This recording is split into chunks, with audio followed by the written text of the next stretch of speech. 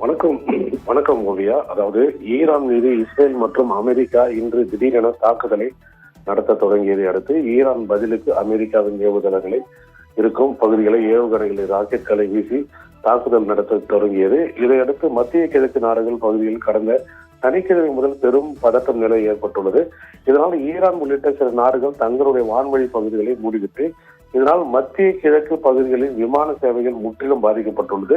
இந்த நிலையில் சென்னை விமான நிலையத்தில் இருந்து சனிக்கிழமை துபாய், அபுதாபி, பக்ரைன், மஸ்கட் இயக்கப்படும் 16 வருகை விமானங்களும் அதே போல புறப்படும் விமானங்களும் 12 மொத்தம் 28 விமானங்களும் ரத்து செய்யப்பட்டன. இந்த நிலையில் நேற்று ஞாயிற்றுக்கிழமை 2ஆம் நாளாக தொடர்ந்து வளைகுடா நாடுகள், மத்திய கிழக்கு நாடுகள் ஆகியவற்றிலும் புறப்பட்டு செல்லும்.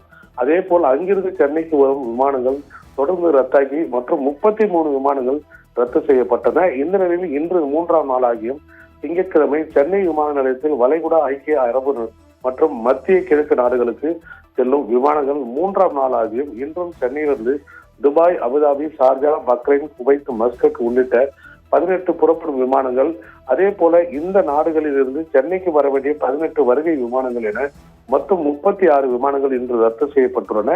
இதற்கிடையே இந்த விமானங்கள் ரத்துகள் எண்ணிக்கை மேலும் அதிகரிக்க வாய்ப்பு உள்ளதாகவும் கூறப்படுகிறது.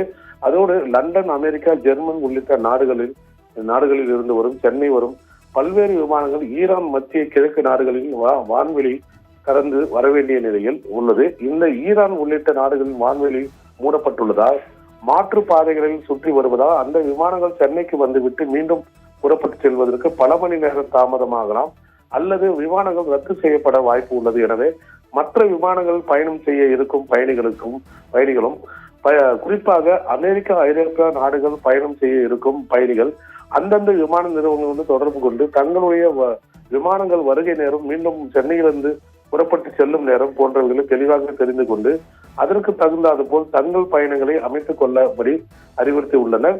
இந்த நிலையில் சென்னையில் இருந்து வளைகுடா நாடுகள் மற்றும் ஐக்கிய அரபு நாடுகளுக்கு செல்லும் விமானங்கள் அனைத்தும் ஒட்டுமொத்தமாக ரத்து செய்யப்பட்டுள்ளதால் பயணிகள் பெரும் அவதி அடைந்து வருகின்றனர்.